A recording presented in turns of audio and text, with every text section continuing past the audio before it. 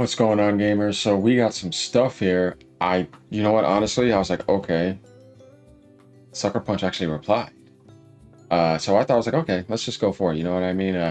But hey, they replied. I got into this, so I got to finish it. So we got to finish this, yeah. Here's my thing. I got to just add something at the beginning here. I think when it comes to this type of situation too, there's going to be some unfairness as well. And what do I mean by this? Because when we're doing this, remember, this is always a sensitive subject. I got attacked the other day for some dumb stuff because, yeah, I just didn't want the game to get tore down completely and boycotted. I'm like, dude, that's not what I wanted, though. What I wanted was it to be a really good video game. Uh, and I feel like even though Sucker Punch came out, right? It is going to be extreme to where you still came out and they said you didn't, they're still going to slam you, and they're still going to, people are still going to be 100% extreme, just like people will be 100% extreme on both sides. Both sides need to not be extreme. That's what I'm trying to say here. At this point, you have to realize, it's right in this post that I'm talking about. They came out and said, Sucker Punch co-founder says, celebrating or making light of someone's murder is a deal breaker to us. Now, there's going to be people say damage control because they didn't do it day one. I get what you're trying to say, but what I'm going to say is that they still came out, though. They didn't ignore you. Yeah, you have to do that because Sony's like, dude, you guys did that. That came from your side of the department. You better fix it. I mean, I guess as much as you could, right? But I'm saying, when I'm coming back and I'm taking a look at this, I go down and says, the fact that this was an immediate response shows that they're just trying to play damage control now. F Sucker Punch. Okay. Now, this guy is allowed to feel that because that's his feelings. And because somebody set off something, everybody has their own feelings. But I think after a point, there has to be some ground on reason. And what I mean by that is that he didn't do that, and neither did tons of those other people. And for them to suffer for all of that because of one moron is just not fair. That person, whoever did that, just like anybody else in any other company that acts up in the future or previous in the past, needs to be dealt with. What are you doing in school back in the days? Sit your ass in timeout. Go in the corner. You know what I mean? You're not all suffering because of that person. It's not fair. You know what I mean? And if people want to enjoy a video game because they don't want to be involved with that. Remember what I said in my other video? They have a right to do that. And this is where I have to say too, guys, diplomacy is very important when it comes to this type of stuff. Balance is very important when it comes to this side of stuff. Otherwise, it's going to be that extreme, I'm right, and over there extreme, I'm right, and then you're divided, but really you didn't set that off. Most people here in this video game world want to play video games. We really don't want this. But what I will say that is just like MBG said, if they come out, you know what I mean? And not only did those trailers happen, which I didn't agree with that method, but this happened. So we have to talk about this at the beginning. So certain people that are going to support the game because of that, I know some people are going to get pissed off, but remember, their deal was if they did that, that's what they would go do. We need to highlight this because we're not going to be fake about this. Because I know what's going to be coming up on a lot of stuff. And I'm not talking to anybody recently, but I just mean in general, guys. Where is the ground for, okay, at least you did this rather than nothing? That's all I'm saying. Like, this is something I think we really have to talk about here. Not going down. Square says damage control a week after the backlash. And then we have this type of stuff going on. This obviously does not help. We know this person's a little bit slow. That's okay.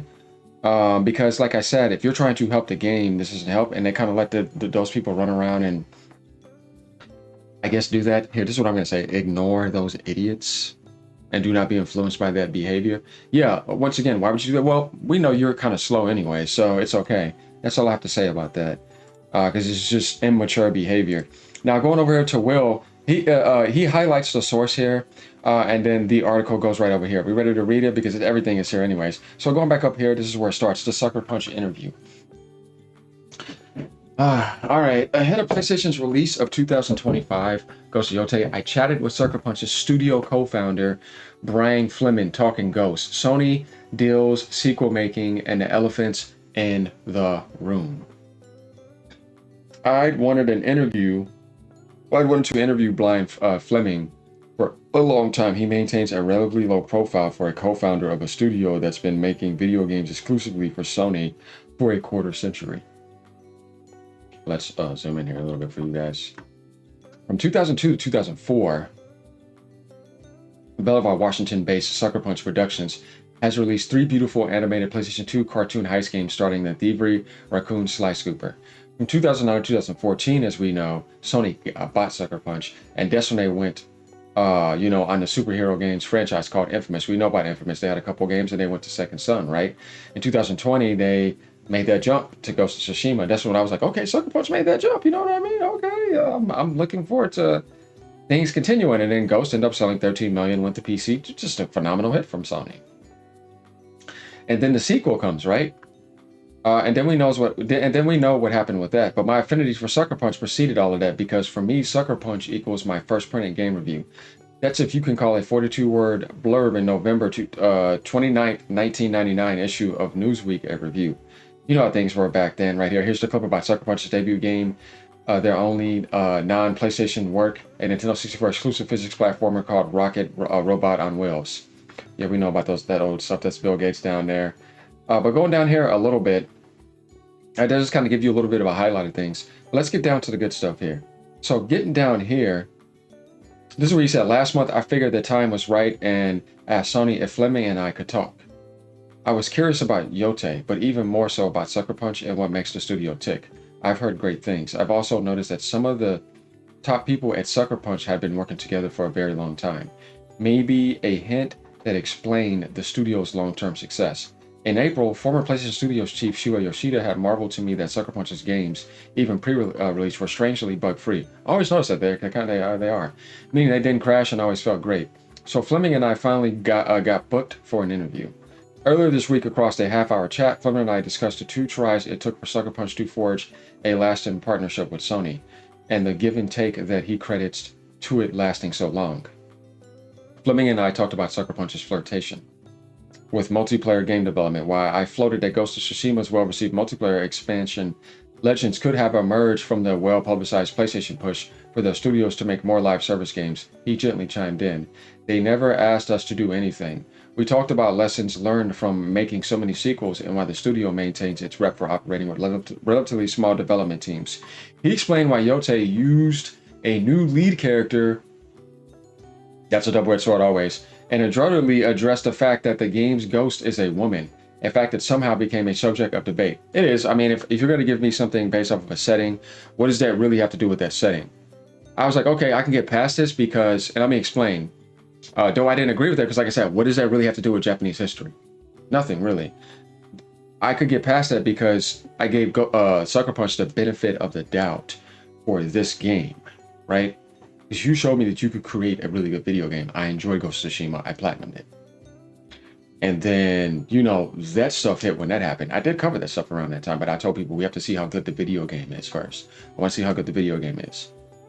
There was a lot of debates about that too.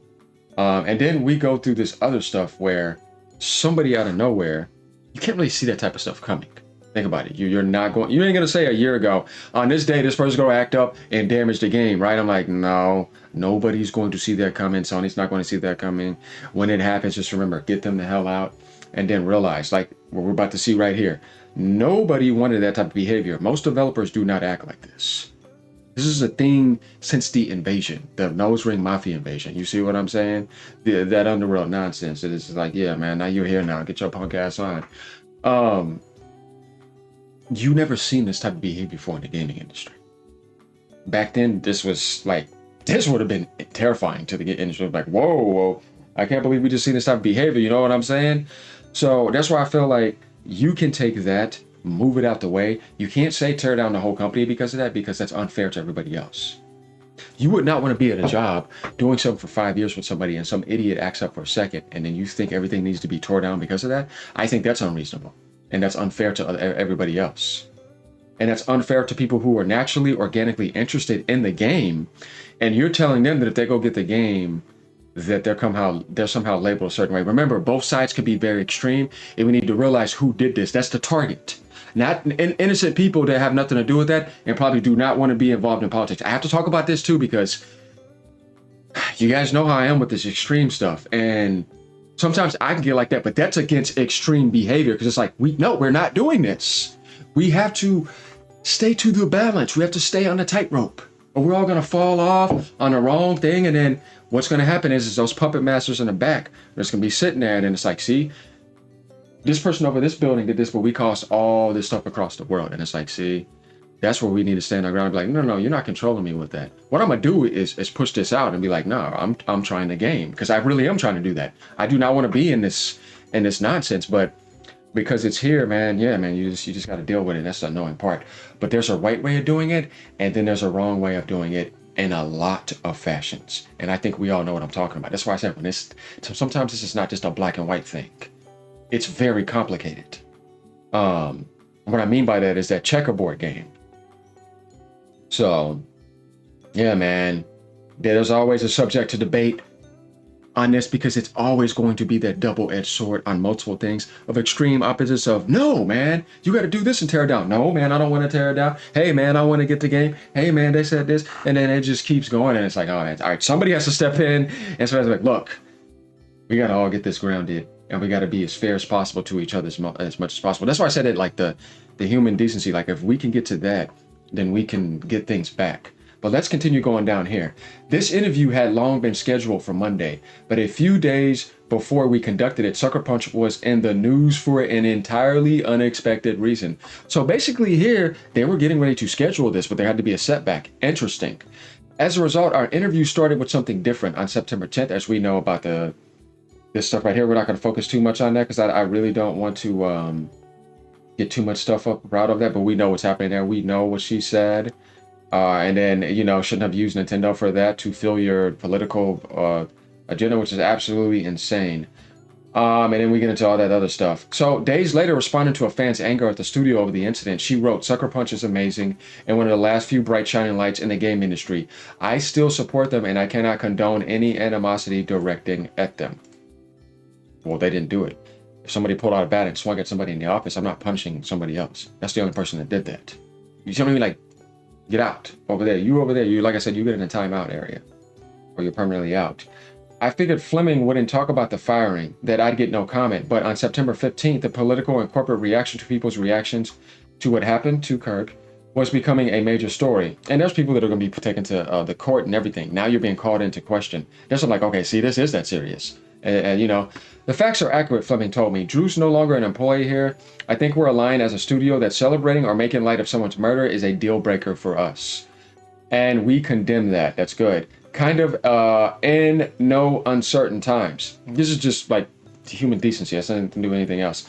That's sort of studio, and that's the kind of where we are. And that's kind of where we're at, is basically what he's saying. I said I was curious how you weigh a person's 10-year run in the studio against a social media post. But a rep for Sony who was present for the interview, that's normal, said they wouldn't be commenting further. We moved on. Yeah, that's the best way to handle that. You can't really like drag that on. I think that was the right simple reply. So here we are. They replied. And this was the guy right here. That said all that. Not the bad things, but who basically said we're not going for that. So we get the idea of what he looks like and what he's doing. And the interesting thing is that they were going to do this interview anyway. So this was something set up before that. But as we see, things were going on a little different here. But going down here, we see a lot of, hounding, and we just have to expect that. So my thing is I'm not going to tell somebody to come out and they need to speak and then say it means absolutely nothing after what she did. But that's not what he did, though. That's what she did. Once again, get over there after that. If you're still going to do that, once again, that just shows. Do I agree with the hiring? Hell no, because it's doesn't have any relationship to a samurai or to that world, because that's mostly males that fought that. I get it. We've been over these discussions before. But I don't... And my thing is too, look, Sucker Punch has shown so much love to Japanese history with Ghost of Tsushima. That's why I say I gave them the benefit of the doubt. Now, what I know is going to happen coming forth, even if they do some more interviews, and even if they do try to remedy certain other things, these type of things are still going to happen. The downvotes are still going to happen. The spamming is still going to happen. But you want to know what, guys? That would have never happened if somebody would just kept their damn mouth closed. That's all I got to say. So I think we pretty much got what we needed down on this. Let me know what you guys think about this response. Are you still pissed? Do not be afraid to be honest. It's okay. My comments are open. even if you're representing democracy, even if you're representing the Republican, even if you are dependent, you know, whatever you want to do, I'm still open to hear how you feel about this. You know what I mean? So leave a comment down below. And for the people who are on the fence and now you probably feel remedied because you just want to play a video game and maybe you're not looking into it that way, I understand. For the people that are still the way that you want to be and you're like, no, because I just can't, and that's just how I feel, and you can't change your feelings, that's not your fault. I understand that. That's why I'm trying to be as fair as possible to everyone, because that's the best thing you can do. So once again, let me know what you guys think. Peace out, y'all. Have a great day. Later.